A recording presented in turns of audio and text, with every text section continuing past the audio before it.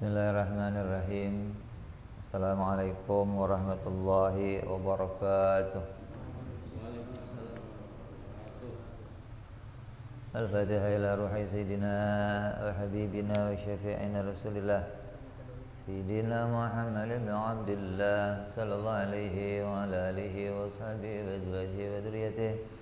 Inna Allah ya'ali darajatin fil jannah wa yanfa'una bi asrarihim wa anwarihim wa ulumihim wa nafatihim wa barakatihim fid dini wa dunya wal akhirah wa yaj'aluna min hisbihim wa yarzuquna mahabbatahum wa yatawaffana ala miladihim wa yashurna fi zumratihim bil afiyatin wa salamatin lahumul Fatihah. A'udzu billahi minasyaitonir rajim. Bismillahirrahmanirrahim. Alhamdulillahi rabbil alamin arrahmanir rahim maliki yaumiddin. Iyyaka na'budu wa iyyaka nasta'in ihdinas siratal mustaqim. Siratal ladzina an'amta 'alaihim ghairil maghdubi 'alaihim waladdallin. Amin. Bismillahirrahmanirrahim. Nawaitu ta'alluma wa ta'lima wa tadhakkura wa tadhkira wa naf'a wal intifa'a wal ifadata wal istifadata wal hitha ala tamassuki bi kitabillahi wa sunnati rasulillah sallallahu alaihi wasallam wa du'a ilal huda wa dilalata alal khairi ibtigha'a mardatihi wa qurbihi wa thawabihi wa husnil khatimah ma'al lutfi wal afiyah salahil akibah. Bismillahirrahmanirrahim. Alhamdulillahirabbil alamin. Wassalatu wassalamu ala asyrafil anbiya'i wal mursalin Sayyidina wa habibina wa syafi'ina wa maulana Muhammadin wa ala alihi wa sahbihi ajma'in. Amma ba'du. Qala musanniful kitab rahimahullahu wa nafa'ana bihi wa bi ulumihi fid dharain. Allahumma aftah qulubana futuhal arifin wa bi hikmatika wansur alaina bi rahmatika ya arhamar rahimin. Ila anqal. Sampai apa kita? Narasi kedua ya, sekarang tiga sifat tabligh. Kemarin baru amanah. Sekarang Tabligh. wajib bagi para rasul alaihi wassalatu wassalam bersifat fatona. Fatona itu wajib bagi para nabi itu bersifat cerdas atau pinter. Cerdas itu bukan tahu segalanya, bukan. Jangan dinisbatkan nabi itu maha tahu. Oh enggak, yang maha tahu itu Allah, bukan nabi. Kalau nabi itu fatona. Apa itu fatona?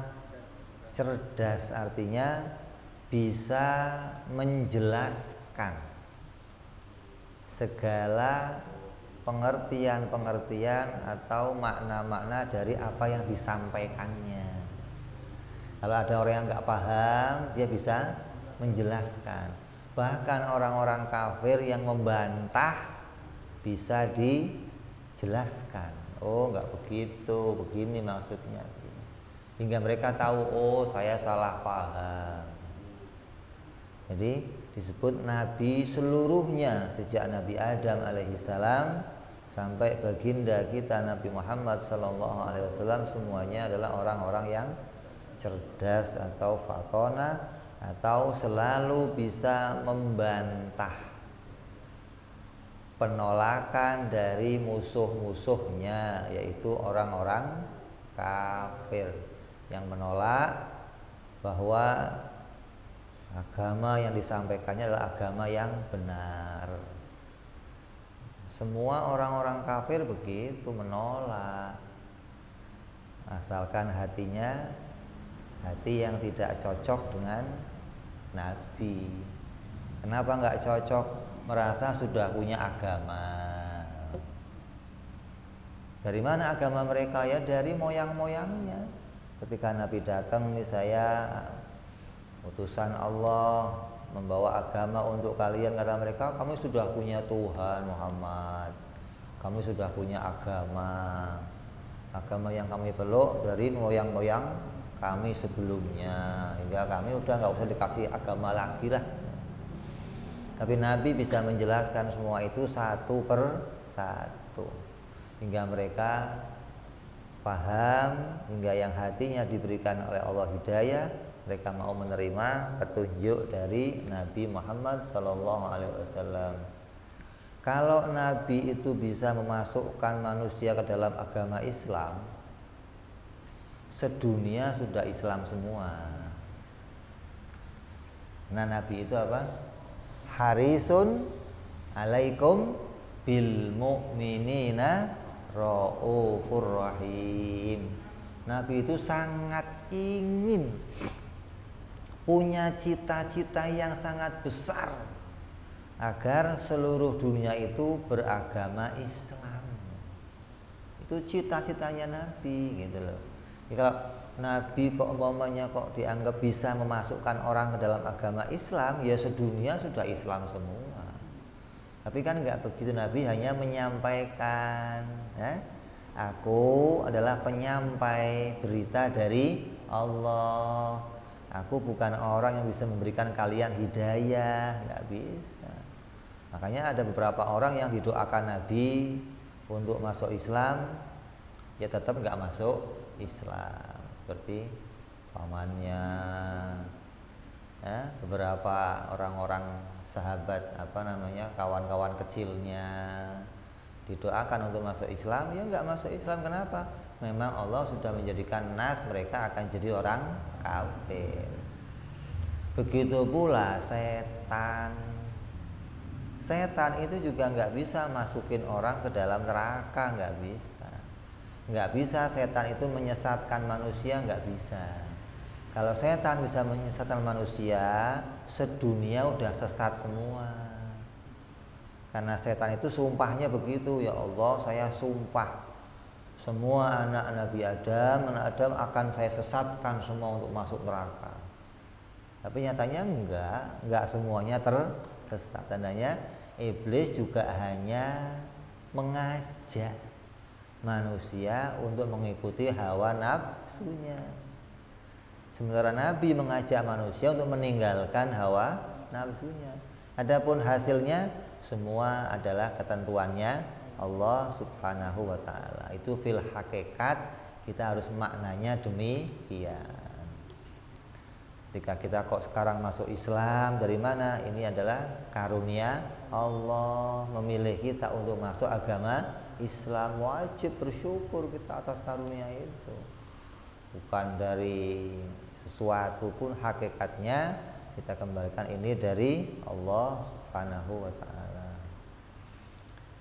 Jadi semua nabi itu bersifat fatonah, artinya akalnya berlipat-lipat melebihi akalnya manusia yang lain, nggak sama dengan manusia yang lain. Kalau manusia lain jenius, nabi di atas jenius gitu. Secerdas-cerdasnya orang ya para nabi itu.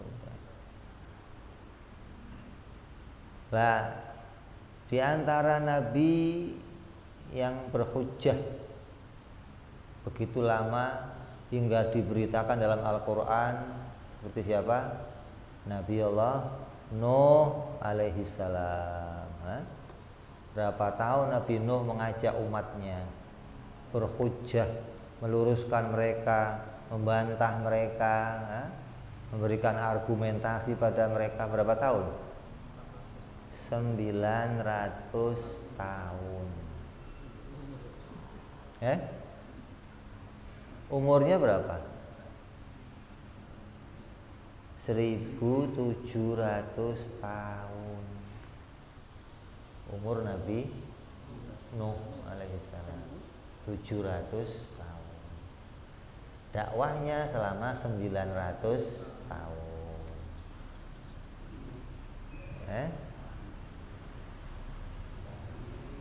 Dapatnya umat berapa? 80. Berarti yang 10 tahun satu orang. Coba.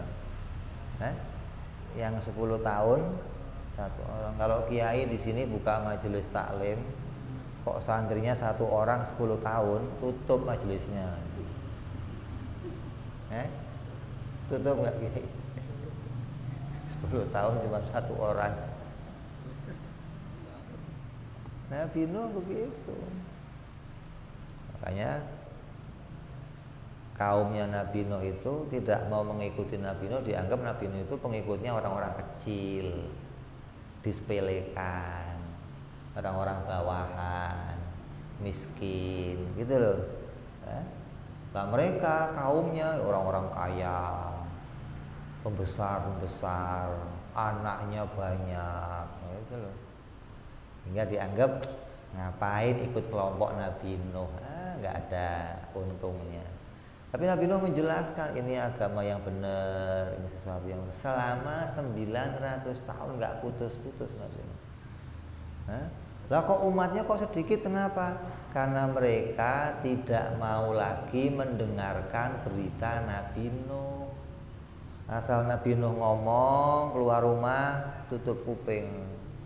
Gimana mau diajak ngomong tutup kuping, kan repot. Besok keluar lagi diajak ngomong, ya kan repot. Orang kok budak begitu kan ya, mau diajak ngomong tutup. Sampai mereka sendirilah yang kemudian menantang azab kepada Nabi Nuh. Jadi kalau Nabi Nuh itu dalam riwayat dikatakan istighfar, minta ampun kepada Allah karena mendoakan umatnya sampai mati, kaumnya mati, banyak matinya. Itu sebenarnya terjadi karena umatnya itu, kaumnya itu yang nantang.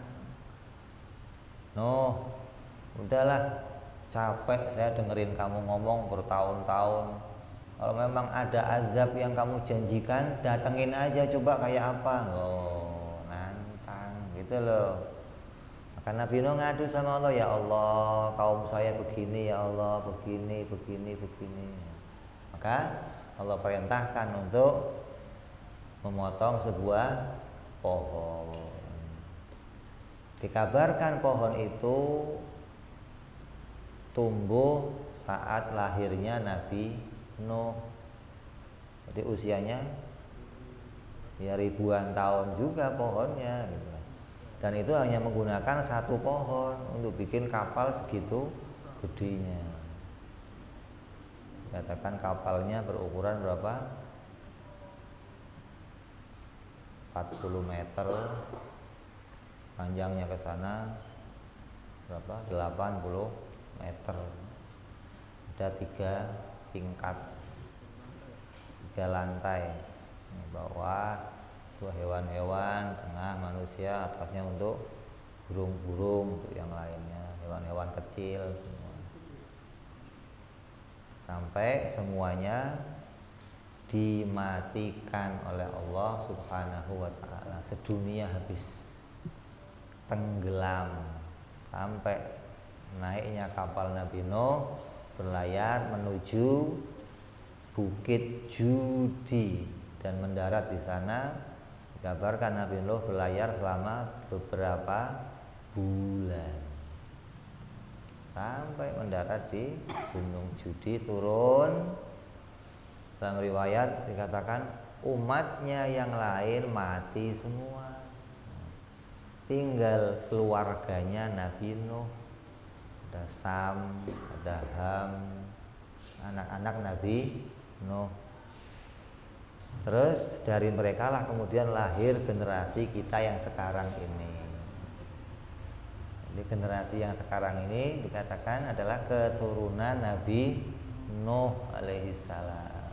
Jadi dikatakan Nabi Nuh dikenal sebagai bapaknya manusia yang kedua, Abal Bashar Tsani. Bapaknya manusia pertama Nabi Adam. Sampai ke Nabi Nuh habis semua, tinggal keturunan Nabi Nuh kembali, namanya apa? Abal Bashar Tsani. Terus begitu pula nabi-nabi yang lain. Nabi Ibrahim alaihissalam, ia berhujjah. Nabi Ibrahim hujahnya sama siapa? Namrud, raja yang juga zalim kayak Firaun juga. Namrud itu didatangi oleh Nabi Ibrahim dan berhujjah. Apa di antara hujahnya? Namrud, apakah kamu penguasa negeri ini? Oh iya, negeri ini saya yang menguasai. Kalau kamu yang menguasai negeri ini, apakah matahari itu juga kamu yang menguasain? Iya, saya yang menguasai. Kalau kamu yang menguasai, coba sekali aja terbitkan matahari dari barat. Ya kan kalau kamu yang menguasai kan bisa. Oh, kamu yang menguasai. Oh, kalau itu saya nggak bisa. Oh, Nabi Namrud nggak bisa. Nanti dihujah berkali-kali, datangnya sama Nabi Ibrahim, ya nggak mau ikut agama Nabi Ibrahim. Akhirnya bikin cara. Apa caranya? Patung-patung dihancuri, disisain patung yang gede, taruh kampaknya di situ. Begitu ketahuan, orang nanya, siapa yang masuk tadi? Ibrahim yang masuk. Panggil Ibrahim. Panggil Nabi Ibrahim. Jadi panggil, tanya, Ibrahim, betul kamu yang ngancurin ini semua? Ya, lihat aja kampaknya ada sama yang gede, tanya aja yang gede itu. Kalau begitu Namrud dengar suruh nanya sama patung yang gede, Namrud marah. Gimana kamu Ibrahim, masa kamu nyuruh kami nanya sama patung?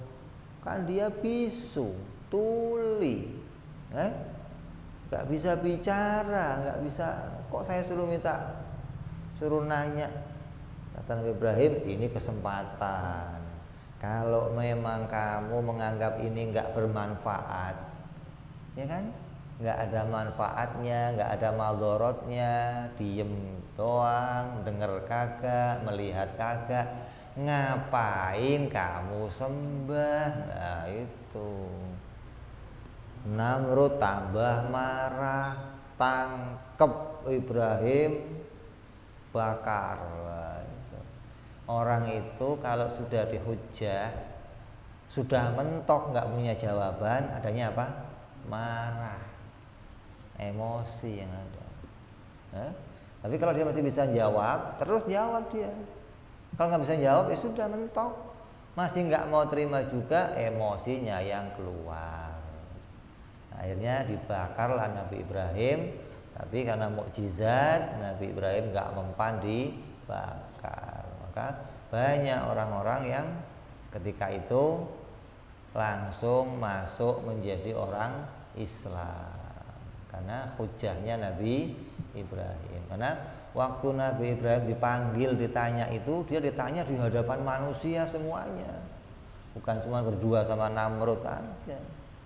Sampai Nabi Ibrahim diserang oleh pasukannya Namrud. Nabi Ibrahim minta bantuan, ya Allah jadikanlah bantuan untukku ya Allah. Yang dikirim siapa? Yang dikirim oleh Allah siapa? Nyamuk. Allah kirim nyamuk membantai semua pasukannya Namrud. Disisain satu Namrudnya. Maka diperintahkan nyamuk untuk masuk ke kupingnya dan berada di kepalanya selama bertahun-tahun. Asal ngantup kepalanya, otaknya cuk diantup, itu Namrud nanti akan memukul-mukul kepalanya ke tembok. Keluar, sakit, terus dipukul sampai pingsan dia. Bangun lagi, tancap lagi, cuk, sakit, terus sampai mati digigit. Hanya ngelawan satu nyamuk. Mau menunjukkan apa? Namrud yang merasa besar pasukannya nggak terkalahkan, Allah kalahkan hanya nyamuk. Ini Allah rendahkan serendah-rendahnya. Dianggap puasa, kalahnya dengan nyamuk doang. Terus nabi yang lain juga berhujjah, di antaranya Nabi Allah Musa alaihi salam. Nabi Musa juga hujjah kepada Fir'aun. Apa di antaranya hujjah Nabi Musa? Apa? Banyak, berkali-kali. Nabi Musa apalagi yang paling banyak mengeluarkan mukjizat kepada Fir'aun. Dari mulai tangannya yang putih, dari mulailah Nil dibikin jadi merah semuanya, hujan enggak turun, kekeringan. Setiap terjadi paceklik tahap, Fir'aun datang ke Nabi Musa. Musa, kami sudah minta ke Tuhan kami enggak berhasil. Coba Tuhan kamu Musa, coba Tuhan kamu. Nabi Musa munajah, ya Allah turun hujan, turun. Begitu nyamper Fir'aun, udah turun. Itu kebetulan aja Tuhan kami pas nurun bareng sama itu kebetulan katanya. Memang dasarnya hatinya tidak mau menerima kebenaran yang dibawa Nabi Musa alaihissalam. Sampai akhirnya terjadilah hujjah atau bantah-membantah antara Nabi Musa sampai yang paling akhir memanggil tukang sihir, dikalahkanlah di hadapan seluruh manusia. Sebelumnya juga Nabi Musa di sidang, Nabi Musa nanya sama Fir'aun, Fir'aun, saya mau nanya, apakah kamu itu Tuhan? Udah Musa, kamu itu kan hidup gede itu pakai makanan saya, Musa. Kamu saya empanin di sini sampai gede. Dari kecil masih pakai bantah ngomong-ngomong begitu. Kata Musa apa? Ya, rezeki yang saya makan rezekinya Allah, bukan rezeki kamu, Fir'aun. Musa pintar, memang punya Allah ya, bukan punya Fir'aun. Kata Nabi Musa, Fir'aun, kalau kamu memang Tuhan, saya mau nanya, bapak kamu Tuhannya siapa? Kalau kamu Tuhan yang menciptakan semua, yang mengatur semua, terus yang menciptakan bapak kamu siapa dulu? Bingung Fir'aun. Masa Tuhannya baru lahir? Ini ada Tuhan masih kecil, Tuhan baru lahir. Itu spontan manusia yang mendengar pertanyaan itu berpikir, oh iya juga ya. Kalau Fir'aun ini penguasa dianggap sebagai Tuhan, kan Fir'aun ngomong ana rabbukumul a'la. Saya Tuhan kamu yang paling tinggi. Sehingga ketika Nabi Musa mengatakan Tuhanku arasnya di langit, Nabi Musa mengatakan demikian, Fir'aun mengatakan, Haman bikinkan piramid yang tinggi biar saya bisa ngelihat Tuhannya Musa. Maka bikin piramid tuh. Begitu selesai, Fir'aun naik ke atas piramid, ambil panah, dipanah ke atas mau bunuh Tuhannya Nabi Musa. Lah yang luar biasa itu panahnya turun berdarah. Fir'aun, Tuhan Musa sudah saya bunuh. Mana buktinya? Tuh panahnya berdarah. Panahnya berdarah. Maka banyak orang-orang yang kemudian masuk dalam agama Islam. Hingga karena Fir'aun ini memang tidak mau menerima, maka ujung-ujungnya ya sama, marah. Maka seluruh pengikut Nabi Musa, termasuk seluruh Bani Israel dan yang lain-lainnya, dikejar sampai melewati Lautan Merah, menyeberang ke Palestina. Maka Firaun mati ditenggelamkan oleh Allah di Laut Merah.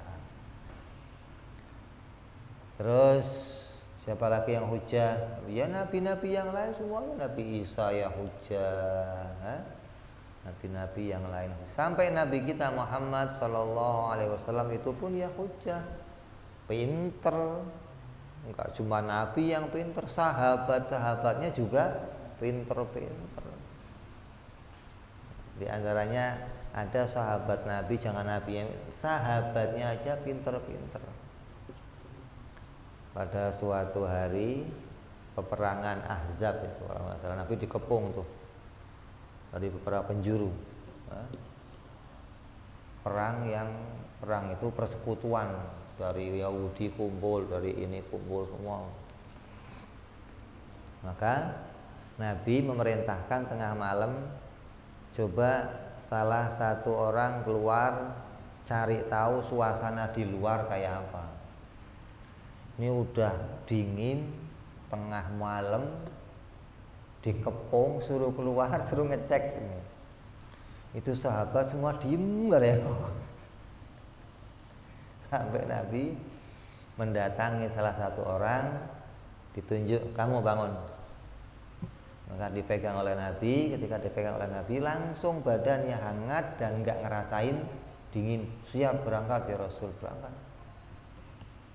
Itu berangkat, dia menyelinap ke pasukan musuh yang dipimpin kebetulan oleh Abu Jahal.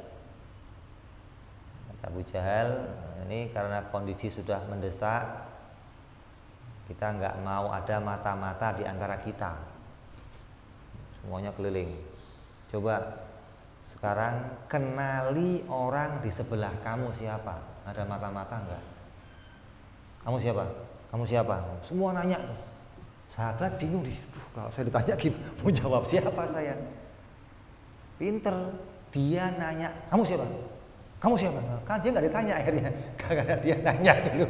Aman. Sampai terjadilah rencana yang mereka maukan, begini selesai, cabut dia kembali ke kamarnya Nabi lagi, lapor begini. Itu sahabat cerdas, sahabat aja begitu cerdasnya gitu loh. Gimana nabinya nggak cerdas? Lah kalau nggak cerdas kan sampai ditanya duluan mau jawab apa kamu? Kamu siapa? Habis sudah. Ayo. Nabi juga berhujah kepada kaumnya, menyampaikan bahwa Tuhan itu satu, jangan menyembah Tuhan selain Allah. Kan Nabi mengatakan, apakah patung-patung ini Tuhan? Kata Nabi, iya Muhammad, ini Tuhan kami yang kami sembah. Nabi nanya lah, kalau hidungnya copot gimana? Kalau suatu hari hidungnya copot, iya kami betulin katanya. Kita bikin hidung yang baru. Kalau bajunya itu rusak, kotor gimana? Ya kami bersihin, kami jahitin lagi baju yang baru lagi. Jadi kalian yang ngurus patung-patung ini, iya kami yang ngurus Tuhan-Tuhan ini, kami yang ngurusin Tuhan. Kata Nabi, yang pantas itu Tuhan ngurusin kamu. Kan Allah disebut Rabbul Alamin, pemelihara alam semesta. Lah kalau malah kamu yang melihara ini, mesti kamu jadi Tuhan mereka yang pantas, bukan mereka jadi Tuhan. Maka banyak orang yang sadar tuh dihujah begitu sama Nabi. Nabi hujah lagi, enakan mana? Punya tuan satu atau punya dua tuan atau beberapa tuan? Kan zaman dulu isinya perbudakan. Budak itu selalu ngelayanin urusan tuannya. Maka Nabi nanya, enakan mana? Punya tuan satu atau punya dua tuan? Enak mana? Kata mereka ya enak punya satu tuan.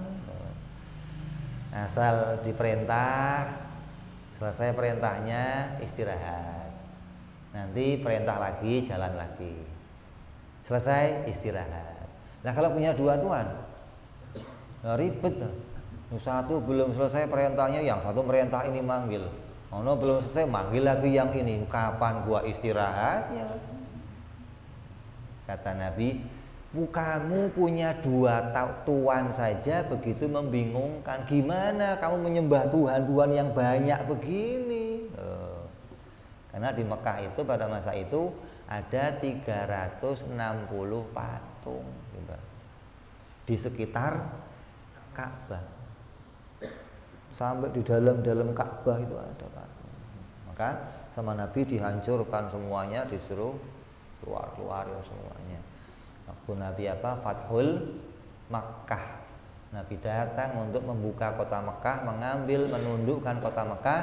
Nabi datang dengan untanya Ka'bah dan diroboh-robohkan itu dengan tongkatnya. Padahal itu patungnya dicor. Ada yang dari tembaga dicor di situ, dari emas dicor dari. Jadi kalau kamu dorong aja nggak ambruk itu patungnya. Sama Nabi pakai tongkat doang, ambruk semua. Satu persatu diambrukin semua sama Nabi, hingga Bilal disuruh adzan pada waktu itu yang menunjukkan Mekah sudah dikuasai oleh Nabi Muhammad SAW. Ini hujahnya para nabi atau kecerdasan para nabi untuk mengajak manusia masuk ke dalam agama Islam. Nabi menuliskan surat kepada seluruh raja-raja di dunia. Bukan yang dikirimin itu tiap-tiap orang, bukan, hanya yang dikirimin para raja-rajanya. Nabi katakan, saya adalah utusan Allah, maka akan selamat orang yang mengikuti saya. Terus satu persatu sampai tujuannya, kalau kamu tidak mau menyampaikan berita ini kepada masyarakat kamu, maka kamu yang akan menanggung dosa mereka semuanya. Ini kan pemimpinnya yang nanggung. Maka ada pemimpin yang kemudian mengumpulkan, ada berita nih, kayak dulu zaman siapa? Nabi Sulaiman alaihissalam yang pakai burung hudhud mengirim satu surat kepada Ratu Bilqis dibaca.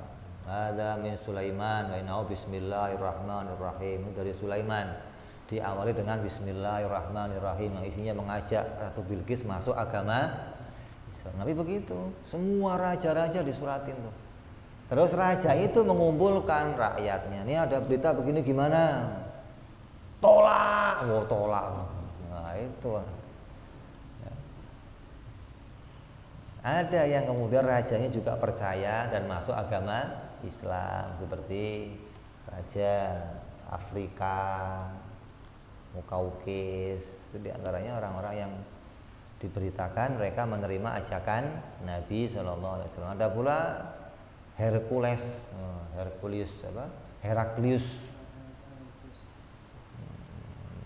yang diriwayatkan dia tahu benar tentang kebenaran Nabi Muhammad, tapi ketika dia sampaikan kepada para pembesar Nasrani, mereka semuanya menolak, malah mengatakan, yo kalau begitu kamu bersekongkol, kamu. Apa kata Heraklius? Enggak, saya ini cuman menguji iman kalian. Oh ternyata kalian masih kokoh iman sama Yesus, lanjutkan. Habis mau ngomong apa lagi? Kalau dia tetap menentang, sendirian dia kalah. Enggak mau, dia berpura-pura masih mengikuti agama Nasrani. Jadi itu hujah-hujah yang mereka, para nabi ini lakukan, yang menunjukkan mereka adalah orang-orang yang cerdas. Mustahil para nabi itu bodoh akalnya. Bodohnya itu maksudnya bukan nggak tahu sesuatu, bukan. Maksudnya lemot. Pikirannya itu lambat. Kalau menerima sesuatu itu lama gitu loh.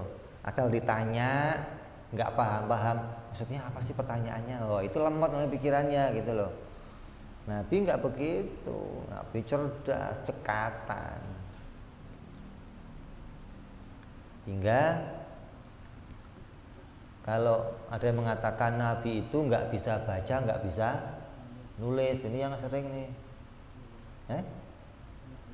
nggak bisa baca, nggak bisa nulis. Padahal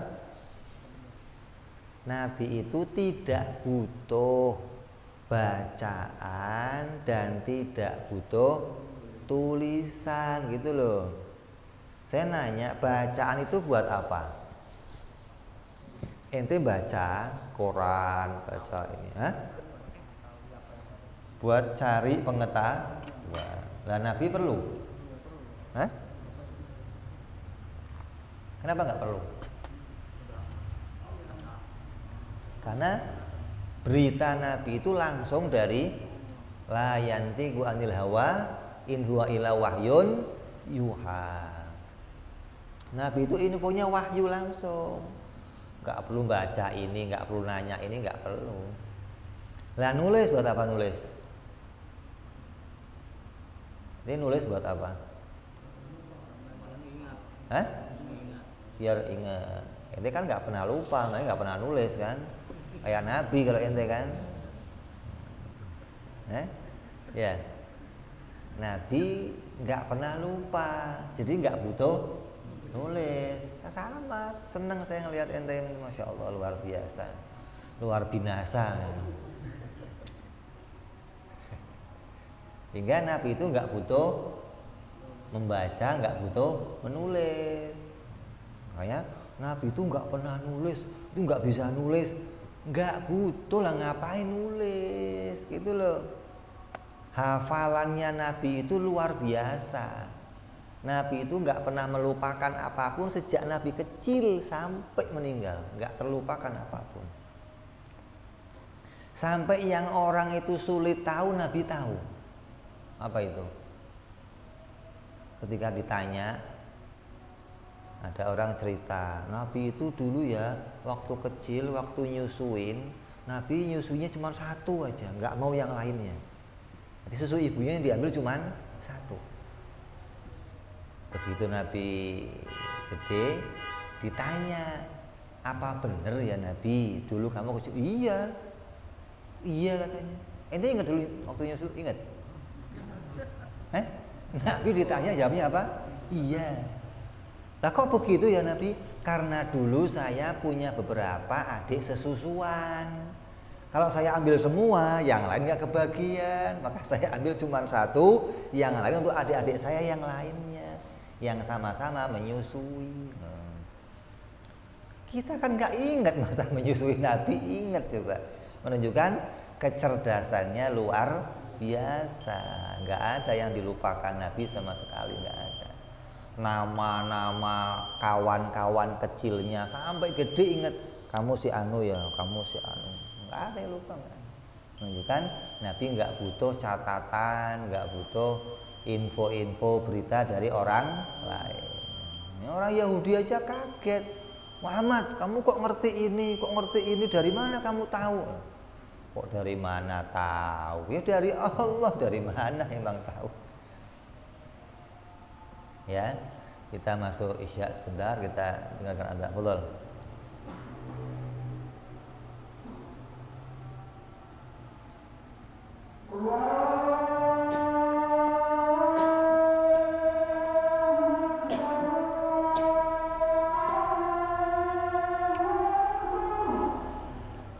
Allahu Akbar.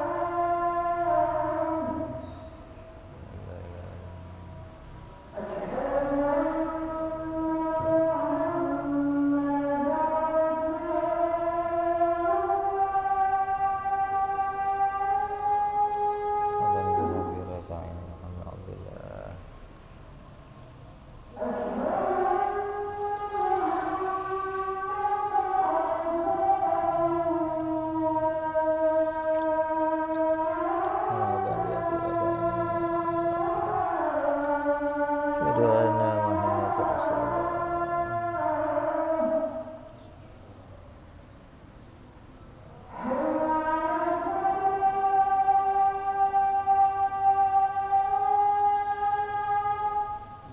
Aula wala quwwata illa billahil aliyyil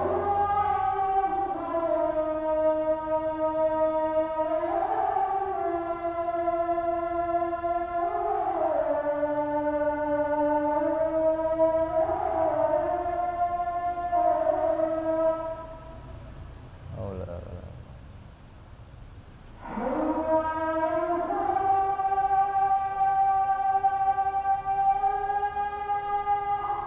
aula wala quwwata.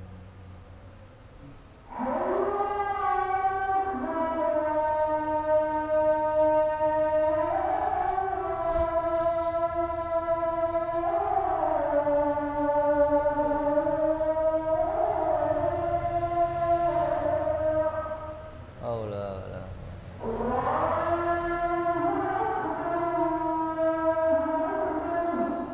Allahu akbar.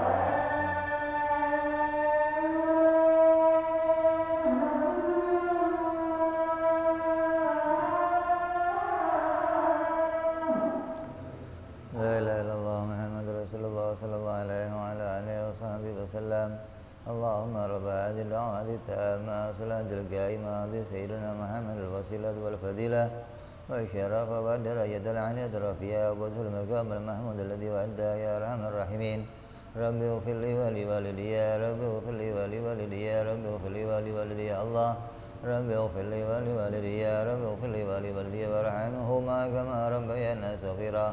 Allahumma barik lana wa fi auladina wahfadhum wa la tadurruhum warzuqna birrahum wafiqhum li ta'atik. Allahumma barik lana wa lahum bil hal wal ma'al wal iyal bi jahi kabiril muta'al. Wa sallallahu ala sayyidina Muhammadin wa ala alihi wa sahbihi wa sallam walhamdulillahi rabbil alamin.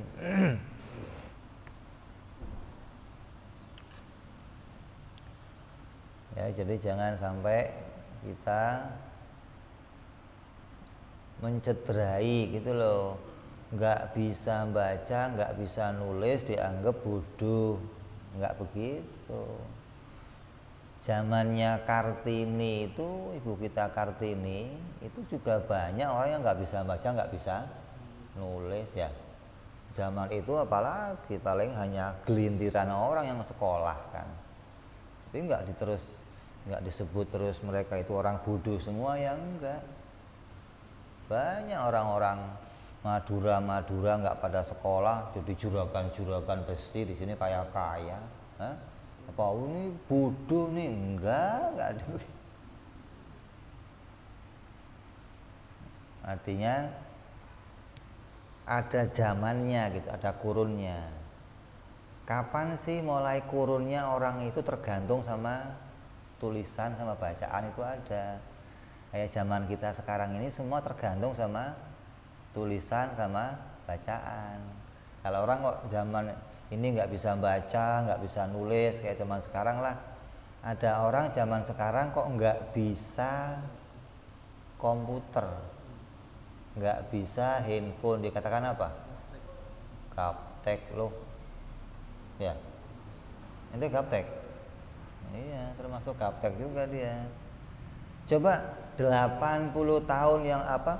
Tahun 80 atau tahun 70, ada nggak gaptek? Nggak ada. Jadi itu ada kurunnya gitu loh. Ada zaman, kapan sih ini dikatakan orang itu gaptek? Oh, di zaman ini, di zaman ini. Nah, di zaman Nabi itu yang diandalkan hafalan. Nggak ada orang mengandalkan tulisan, nggak ada pada zaman itu. Hingga orang masa itu nggak butuh tulisan, nggak butuh bacaan. Yang dibutuhkan apa? Hafalan. Kenapa? Mereka ahli syair. Kayak sekarang lah. Kalau sekarang kan kalau Betawi kalau mau kawin apa itu namanya? Palang pintu. Itu palang pintu kalau saut-sautan baca buku nggak itu? Ada. Kalau baca buku suruh minggir dia. Halo. Hafalan kan? Itu di zaman Nabi melebihi itu. Mereka saling membalas syair yang satu dengan syair yang lain dengan hafalannya, nggak ada tulisan, nggak ada pada masa itu. Hingga Nabi termasuk orang yang hafalannya paling kuat pada masa itu, termasuk orang-orang yang cerdas di masanya, dikenal sebagai orang yang pinter di masanya. Kok jadi ente sekarang ngomong Nabi mah nggak pinter? Nabi kok nggak pinter? Di masanya diakui orang yang pinter, ente kok malah ngakuinya, aneh namanya ya. Ini menunjukkan bahwa semua nabi dan rasul itu diberikan kecerdasan oleh Allah Subhanahu wa taala melebihi manusia yang lainnya, karena mereka adalah pemimpinnya manusia, maka pastilah diberikan keistimewaan oleh Allah Subhanahu wa taala ya. Jadi selesai kita membahas 8 sifat nabi. Berapa? 4 yang wajib dan 4 yang mustahil. Apa yang wajib? Pertama, sidik, yaitu kalau berbicara benar. Lawannya mustahil kalau berbicara bohong. Yang kedua, wajib amanah, maknanya terpelihara dari berbuat kesalahan. Lawannya mustahil khianat, atau Nabi melakukan kesalahan dalam menyampaikan berita dari Allah. Yang ketiga, yang ke tabligh, yaitu menyampaikan yang Allah perintahkan untuk disampaikan. Lawannya kitman atau menyembunyikan. Terus berikutnya fatona atau cerdas. Lawannya balada atau lemot pikirannya.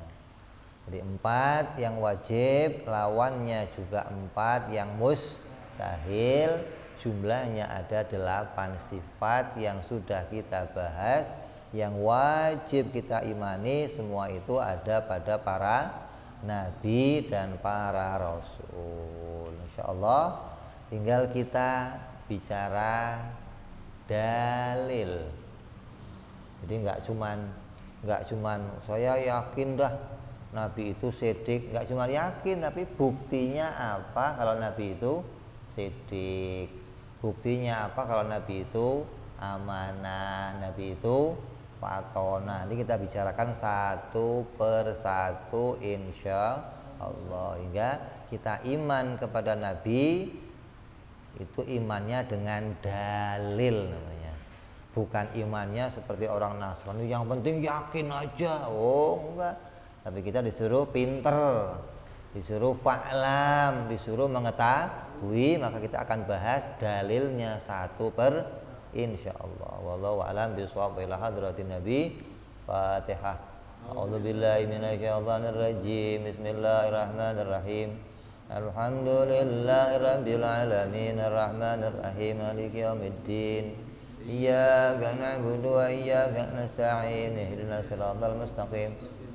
Siratal ladzina an'amta 'alaihim ghairil maghdubi 'alaihim waladdallin. Amin. Ya Rabbana i'tarafna bi annana iktarafna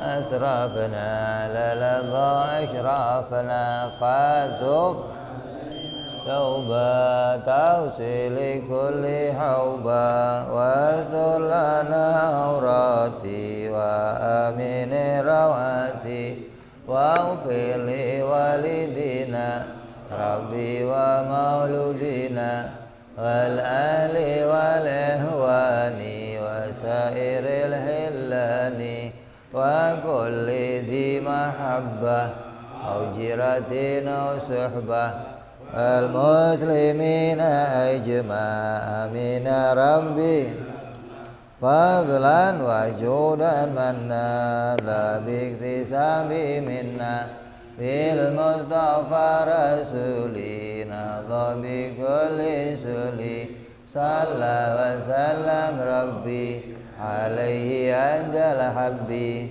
وآله وصحبه عدد تعزي سحبي والحمد لله في البدء والتناهي سبحان ربك رب العزة عما يصفون سلام على المرسلين والحمد لله رب العالمين. Assalamualaikum warahmatullahi wabarakatuh.